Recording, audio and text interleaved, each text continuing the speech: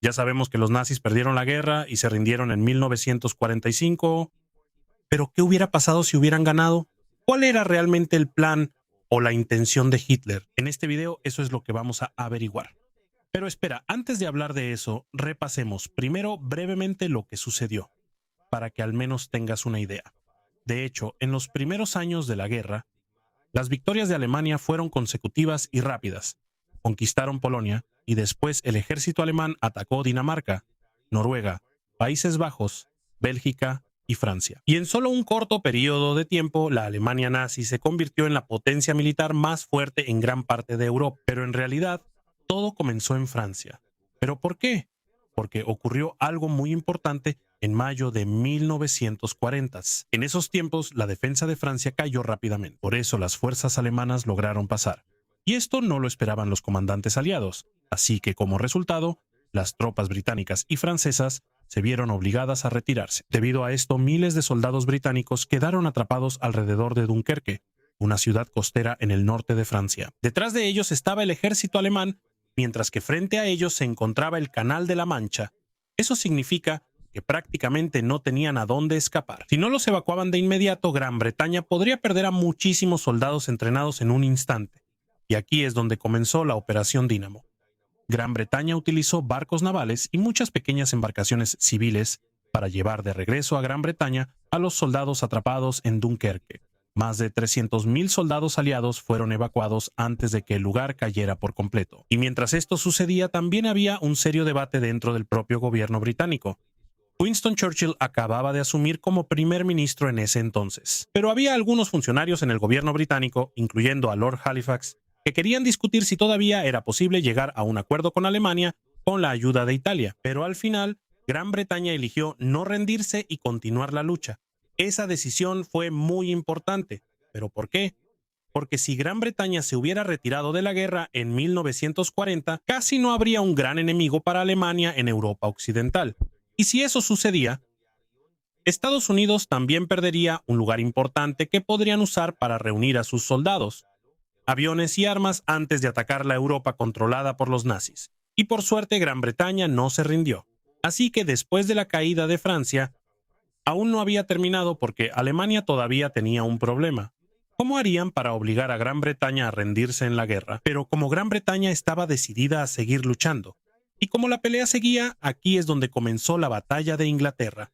A mediados de 1940, casi todos los días los aviones de combate de Alemania y Gran Bretaña peleaban en el cielo.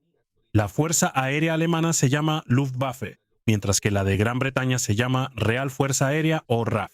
Alemania bombardeó los aeródromos, las instalaciones de radar, las fábricas y otros objetivos británicos importantes. La situación era muy difícil para los pilotos británicos. Casi todos los días volaban para enfrentarse a los aviones alemanes, por lo que muchos murieron y otros estaban exhaustos. También se perdieron muchos aviones durante los combates. La batalla continuaba, pero Gran Bretaña todavía tenía una gran ventaja. Contaban con una red de radares y un sistema eficiente para detectar rápidamente por dónde entrarían los aviones alemanes. Gracias a esto, no era necesario que todos los cazas británicos estuvieran siempre en el aire. Podían enviar los aviones solo a donde más se necesitaban. Y lo más impresionante es que la Luftwaffe alemana no logró destruir a la RAF. Y como Alemania no consiguió el control del espacio aéreo, se les hizo muy difícil invadir Gran Bretaña. Y aunque lograran controlar el espacio aéreo, todavía tendrían que enfrentarse a la poderosa Marina Real Británica en el mar. Y como Gran Bretaña se mantuvo firme en la guerra, Hitler no pudo hacer nada. Y aquí viene otro gran error de Alemania. No solo no pudieron derrotar a Gran Bretaña, sino que cometieron otro enorme error. En junio de 1941, la Alemania nazi atacó a la Unión Soviética. Y esto se llamó Operación Barbarroja. Fue una invasión enorme. Millones de soldados del eje invadieron el vasto territorio de la Unión Soviética. En los primeros meses, Alemania tuvo un éxito enorme. Muchas unidades soviéticas fueron rodeadas, muchos soldados fueron capturados, y las fuerzas alemanas avanzaron rápidamente dentro del territorio soviético. Uno de sus principales objetivos era Moscú, la capital de la Unión Soviética. En octubre de 1941, Alemania lanzó la Operación Tifón, una gran ofensiva hacia Moscú. y mientras las fuerzas alemanas se acercaban a Moscú, su situación también se volvió más difícil. Ya estaban muy lejos de su fuente de suministros, por lo que tardaba más en llegar la comida, la gasolina, las balas y las piezas para sus vehículos y armas. Y luego llegó el intenso frío. Y la verdad, no fue solo por el intenso frío que Alemania fracasó. Muchos soldados alemanes ya estaban realmente cansados. Eran demasiado pocos. Y además los suministros llegaban muy lento. Y la resistencia de las fuerzas soviéticas seguía fortaleciéndose. Sin embargo, aunque la situación de los alemanes era muy difícil, aún así lograron acercarse bastante.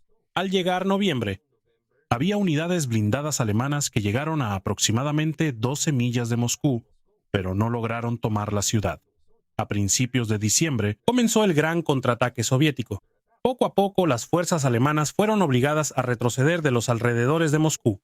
Aquí fue cuando Hitler empezó a ver un problema enorme. No logró hacer lo que había hecho antes y derrotar rápidamente a la Unión Soviética. Eso significa que ahora Alemania enfrentaría una guerra enorme en el este, mientras Gran Bretaña seguía luchando en el oeste. En otras palabras, estaban rodeados de enemigos. Y solo unos días después de que comenzara la contraofensiva soviética, el problema de Alemania se hizo aún más grande. ¿Pero por qué? El 7 de diciembre de 1941, Japón atacó la base naval estadounidense en Pearl Harbor, Hawái. Al día siguiente, Estados Unidos declaró la guerra a Japón, y el 11 de diciembre fue el mismo Hitler quien declaró la guerra a Estados Unidos. ¿Pero por qué hizo esto Hitler? Porque él creía que Estados Unidos estaría más ocupado en el Pacífico. También esperaba que, como Estados Unidos y Japón ya eran enemigos, a Estados Unidos le sería más difícil concentrar toda su fuerza contra Alemania. Pero parece que Hitler se equivocó en esto. Esto fue, se me hace un cambio enorme, porque ahora Alemania tenía como enemigos al mismo tiempo a Gran Bretaña, la Unión Soviética y Estados Unidos. Estos son tres países con una población enorme, industria, recursos y la capacidad de fabricar armas. Y aquí es donde Alemania fue derrotada. Pero ¿qué pasaría si hubiera ocurrido lo contrario? ¿Qué tal si Gran Bretaña se hubiera rendido, la Unión Soviética hubiera caído rápidamente y Estados Unidos no se hubiera involucrado? ¿Qué pasaría realmente si Hitler hubiera ganado en Europa? ¿Cuál era realmente su plan después? Y este es precisamente el tema principal de este video. Si la Unión Soviética hubiera sido derrotada y la Alemania nazi hubiera conquistado una gran parte de Europa del Este, el plan de Hitler no terminaría ahí. Su conquista sería solo el comienzo de un cambio mucho mayor que quería el liderazgo nazi. Y estos eran sus planes. El centro de su plan era lo que llamaba Lebensraum o espacio vital. Para Adolfo Hitler, Alemania necesitaba más tierras para comida, recursos y nuevos hogares para los alemanes. La principal dirección de su expansión era hacia el este. Esto incluía Polonia, Ucrania, Bielorrusia, los estados bálticos y gran parte de la parte occidental de la Unión Soviética. Pero el plan de la Alemania nazi para estos lugares no era simplemente cambiar el gobierno. Querían cambiar quiénes vivirían en esas tierras. Y aquí es donde los planificadores nazis crearon lo que llamaron el General Plan Ost. Era una serie de planes para convertir gran parte de Europa del Este en territorio controlado por los alemanes. En este plan, millones y millones de personas serían asesinadas, expulsadas de sus hogares, obligadas a trabajar o trasladadas a lugares lejanos. Porque según la ideología nazi o las creencias de los nazis, decían que la raza alemana era superior a las demás razas y que había grupos que no querían que formaran parte de su nuevo imperio alemán. Esta creencia era muy fuerte, y la verdad es que su objetivo principal eran los judíos. Incluso desde antes, el régimen nazi ya estaba matando sistemáticamente a los judíos en el Holocausto, y también tenían como objetivo a una gran parte de la población eslava, incluyendo a muchos polacos, ucranianos, bielorrusos y rusos. Pero tratarían así a todas las personas. En realidad no. Había personas que los nazis elegían para lo que ellos llamaban germanización. Eso significa que si los funcionarios raciales nazis pensaban que tenían características que cumplían con sus estándares racistas, podían obligarlos a dejar su identidad anterior y convertirlos en una nueva parte de la población alemana. Y las tierras que se quedaban sin sus antiguos residentes iban a ser ocupadas por colonos alemanes. Eso significa que a muchas personas locales se les quitaría su propia tierra y serían reemplazadas por familias alemanas para que poco a poco los territorios ocupados se convirtieran en parte de Alemania. Por eso, la guerra contra la Unión Soviética no era solo una campaña militar para derrotar a un enemigo. También formaba parte de un plan para cambiar toda la población de Europa del Este.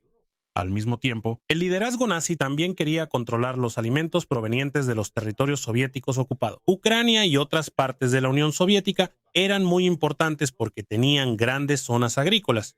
Incluso antes de que comenzara la invasión en 1941, los funcionarios alemanes ya habían estudiado cómo utilizar los alimentos del este para apoyar al ejército y a la población alemana.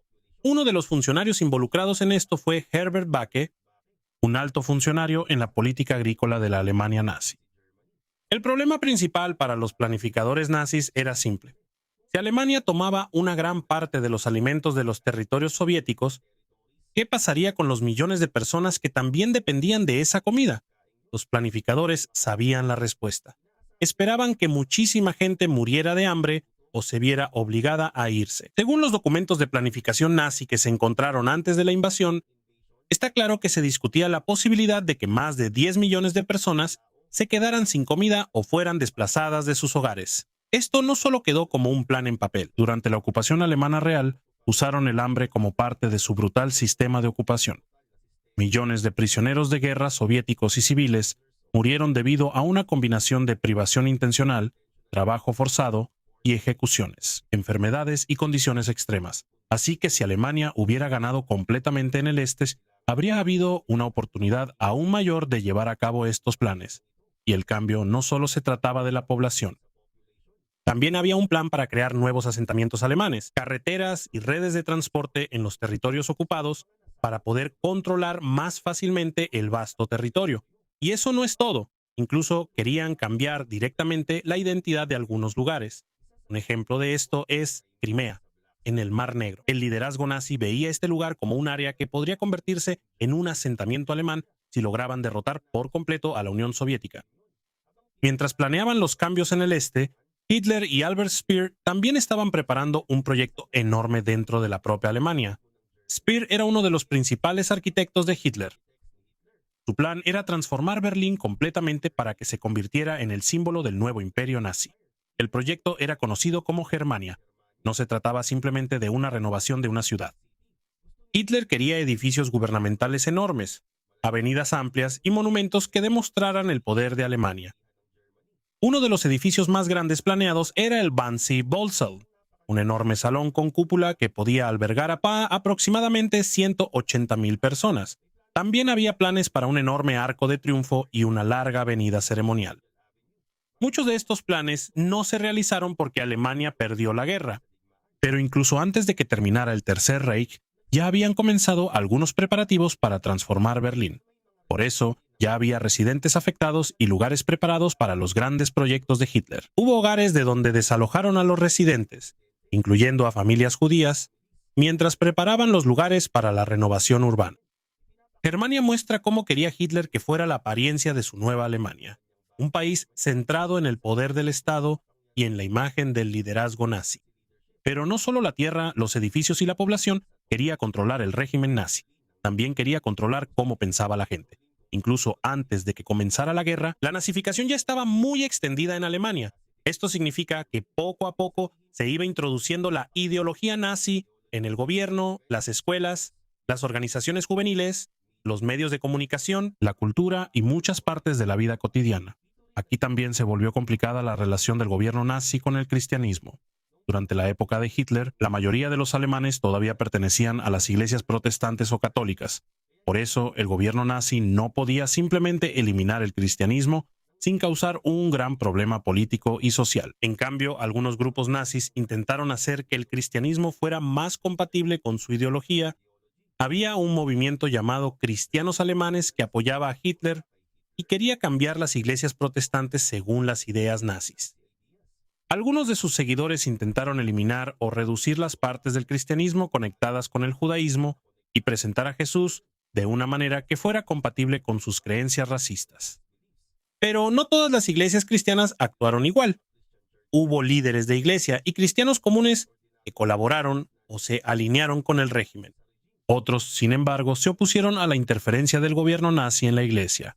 Por ejemplo, se formó la Iglesia Confesante. Este fue un movimiento protestante que se opuso a los intentos de los grupos afines a los nazis de controlar las iglesias protestantes. Tampoco todos los principales líderes nazis tenían la misma opinión sobre la religión. Algunos estaban dispuestos a utilizar el cristianismo si esto ayudaba al control político. Otros, como el ideólogo nazi Alfred Rosenberg, se oponían abiertamente al cristianismo tradicional y querían reemplazarlo con ideas centradas en la raza, la sangre y el nacionalismo alemán. Por eso, es difícil decir que existía un plan oficial claro y único para eliminar completamente el cristianismo en toda Alemania de inmediato. Pero está claro que el Estado nazi no permitía ninguna organización religiosa que pudiera convertirse en un serio oponente del gobierno. Y los grupos religiosos que se negaban a seguir ciertas órdenes del régimen podían ser perseguidos. Y un ejemplo de esto es la intensa persecución a los testigos de Jehová porque se negaron a jurar lealtad a Hitler, a hacer el saludo nazi y a servir en el ejército alemán. También hubo clérigos católicos y protestantes que fueron arrestados o enviados a campos de concentración por diferentes formas de oposición. Por otro lado, muchos líderes religiosos también se adaptaron al nuevo sistema político, y hubo algunos que apoyaron abiertamente a Hitler. Esa es la visión general del mundo que el régimen nazi quería construir si hubiera tenido éxito.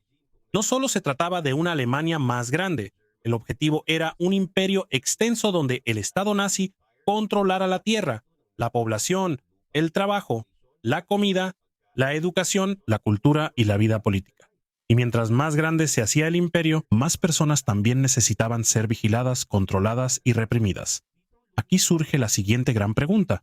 Aunque Adolf Hitler logró derrotar a sus principales enemigos en Europa, ¿realmente podría mantenerse unido un imperio tan grande como este? El primer problema que enfrentaría aquí sería la economía. Incluso antes de que comenzara la guerra, la Alemania nazi ya gastaba enormes cantidades en la fabricación de tanques, aviones, armas y otros equipos para las Fuerzas Armadas. El gobierno utilizó diferentes métodos para financiar el rápido fortalecimiento militar, incluyendo lo que se llama Mefo-Mefobi. Es como una promesa de que el gobierno pagará en el futuro. Otro gran problema de Alemania era la falta de divisas extranjeras y de algunas materias primas importantes que necesitaba la industria. El gobierno nazi intentó reducir la dependencia de otros países mediante el Plan de 4 años, pero Alemania no llegó a ser completamente autosuficiente. Cuando comenzó la ocupación, la Alemania nazi obtuvo muchos recursos de los países conquistados. Se llevaron la comida y los materiales que necesitaban. Pera at raw materials. También usaron a millones de trabajadores forzados de diferentes partes de Europa, así que si Alemania hubiera ganado, gran parte de la economía del imperio nazi seguiría dependiendo del control y la explotación de los territorios conquistados. Pero a medida que crecía el territorio controlado por Alemania, también crecían los problemas que necesitaban vigilar, porque no significa que cuando el ejército de un país es derrotado, toda la resistencia se detiene. En muchos de los territorios conquistados en Europa, se formaron grupos de resistencia que luchaban en secreto contra Alemania. Esto sucedió en Francia, Polonia, Yugoslavia, territorios soviéticos y otros lugares. En Yugoslavia, la resistencia partisana se volvió tan fuerte que las tropas del eje tuvieron que asignar un gran número de soldados para luchar contra los rebeldes y vigilar el territorio. Las fuerzas alemanas usaron métodos extremadamente brutales para detener a la resistencia. Hubo ocasiones en que los civiles fueron los más afectados. Mataban como represalia por los ataques en su contra, pero esto no detuvo completamente la lucha. De hecho, la violencia de la ocupación ayudó a que más personas tuvieran razones para oponerse al dominio nazi. Si se hubieran implementado de manera más amplia los planes para el desplazamiento forzado, el trabajo forzado y las matanzas masivas en Europa del Este, probablemente habría habido más lugares que el ejército alemán tendría que vigilar. Eso significa que, aunque Hitler ganara grandes batallas, todavía necesitaría usar muchísimos soldados para mantener el control sobre un territorio tan extenso. También había problemas dentro del propio liderazgo nazi. El sistema dependía mucho de Hitler. Muchos altos funcionarios tenían su propio poder y organización. También era común que hubiera competencia entre las diferentes partes del gobierno nazi. Mientras Hitler estuviera vivo, él era la máxima autoridad que podía tomar decisiones entre estos grupos. Pero había una gran pregunta sobre qué pasaría cuando muriera Hitler. En 1941, Hitler nombró a Göring como su sucesor en caso de que algo le sucediera. Pero al llegar 1945, mientras caía el Tercer Reich, Hitler destituyó a Göring de sus cargos, después de pensar que estaba intentando tomar el poder. Himmler también perdió la confianza de Hitler, después de que intentó negociar con los aliados occidentales sin que Hitler lo supiera. Esto mostró lo difícil que era saber quién realmente obtendría el poder después de Hitler. Y aunque las potencias del eje hubieran ganado, eso no significaba que la alianza entre Alemania y Japón sería tranquila y permanente. Eran aliados contra enemigos comunes, pero sus principales campañas militares estaban separadas y cada uno tenía sus propios intereses. Alemania se enfocaba en Europa y la Unión Soviética, mientras que Japón luchaba en China, el sudeste asiático y el Pacífico. También había grandes diferencias en sus objetivos políticos e ideas raciales. Por eso no hay suficiente base para decir que seguramente serían aliados permanentes los dos imperios si ambos hubieran ganado. Es posible que surgiera competencia y nuevas tensiones mientras dividían su influencia en Asia y otros lugares.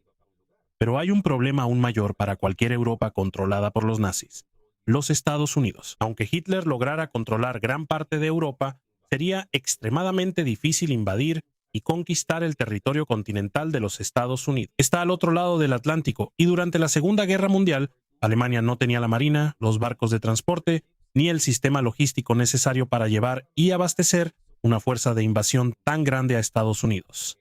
Mientras tanto, el poder industrial de los Estados Unidos era enorme. Durante la guerra, América produjo una cantidad inmensa de aviones, tanques, barcos, camiones, armas y otros equipos. No solo para su propio ejército, sino también para sus aliados. La mayoría de las familias estadounidenses también estaban a salvo de ataques directos porque el territorio continental de Estados Unidos estaba muy lejos del campo de batalla principal en Europa. Alemania sabía que la distancia era un gran problema. Por eso, los ingenieros alemanes estudiaron cómo fabricar bombarderos de largo alcance que pudieran llegar a Norteamérica. Estas diferentes propuestas se conocieron como el proyecto del bombardero para América. Pero ningún avión alemán de este tipo se convirtió en un arma operativa capaz de bombardear regularmente a Estados Unidos desde Europa. Alemania también tenía tecnología avanzada de cohetes. El cohete U-2 fue el primer misil balístico guiado de largo alcance utilizado en la guerra, pero tampoco podía cruzar el Atlántico. Se estudiaron conceptos de cohetes de mayor alcance, pero no se convirtieron en armas intercontinentales operativas antes de que terminara la guerra. Así que, aunque Alemania pudiera controlar Europa, eso no significaba que pudiera conquistar América. Una posibilidad más razonable sería que hubiera una larga tensión entre una entidad controlada por los nazis y los Estados Unidos. Sería como la Guerra Fría, pero con un enemigo diferente enfrentando a América. Ambos bandos podrían aumentar su poder militar, desarrollar aviones más avanzados, submarinos, misiles y otras armas mientras se preparan para la posibilidad de una nueva guerra. Y hay una tecnología que podría cambiar por completo el equilibrio de poder: la bomba atómica. En 1938 en Berlín, Otto Hahn y Fritz Strassmann descubrieron el resultado de un experimento que más tarde fue explicado como fisión nuclear por Lise Meitner y Otto Frisch. La fisión nuclear es la división del núcleo de un átomo que puede liberar una enorme cantidad de energía. También hubo un programa de investigación nuclear alemán durante la guerra, pero la Alemania nazi no logró fabricar una bomba atómica. Tampoco su programa nuclear alcanzó la magnitud, los recursos ni el esfuerzo industrial del Proyecto Manhattan de Estados Unidos. El Proyecto Manhattan fue el enorme programa secreto que utilizó Estados Unidos, junto con Gran Bretaña y Canadá, para fabricar la bomba atómica. En 1945, Estados Unidos probó con éxito la primera arma nuclear y luego utilizó bombas atómicas contra Hiroshima y Nagasaki en Japón. Si Alemania hubiera obtenido una victoria temprana en Europa antes de que Estados Unidos entrara directamente en la guerra europea, no podemos decir si Estados Unidos habría tenido inmediatamente una razón para usar la bomba atómica contra Alemania. Pero si la guerra directa entre Estados Unidos y la Alemania nazi hubiera continuado hasta que la bomba atómica estuviera disponible, eso habría sido una enorme ventaja militar para Estados Unidos. Tampoco significa que solo Estados Unidos tendría armas nucleares para siempre.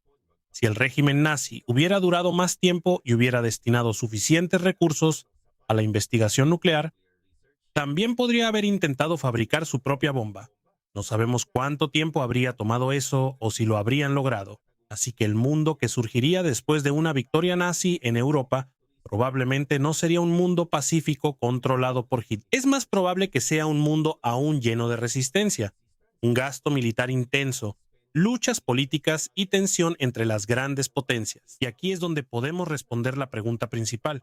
¿Habría sido muy diferente la Segunda Guerra Mundial si algunas decisiones y batallas importantes hubieran cambiado? Sí. Hubo momentos en la primera parte de la guerra en los que el resultado no era seguro, pero controlar todo el mundo es otra historia. Aunque Hitler controlaba gran parte de Europa, aún era un enorme desafío mantener el control sobre la población conquistada. Administrar la economía, enfrentar la resistencia, la transferencia de poder, después de que ya no estuviera, y enfrentarse a unos Estados Unidos muy poderosos y seguros al otro lado del Atlántico. Tampoco podemos decir cuándo o cómo caerá un imperio nazi exitoso. Podría durar muchos años. Y cada año que continúe ese sistema podría significar millones de víctimas adicionales de persecución, trabajo forzado, deportación y asesinatos en masa. Por eso la parte más importante de la pregunta de qué pasaría si ganara Hitler no es de qué color sería el mapa del mundo. La pregunta más importante es cuántas vidas cambiarían o se perderían. Si al régimen nazi se le hubiera dado más tiempo para implementar sus planes, la Alemania nazi fue derrotada en 1945 y por eso se detuvo un imperio que no solo quería conquistar tierras, sino que quería cambiar toda la población de Europa según una ideología racista y brutal. G.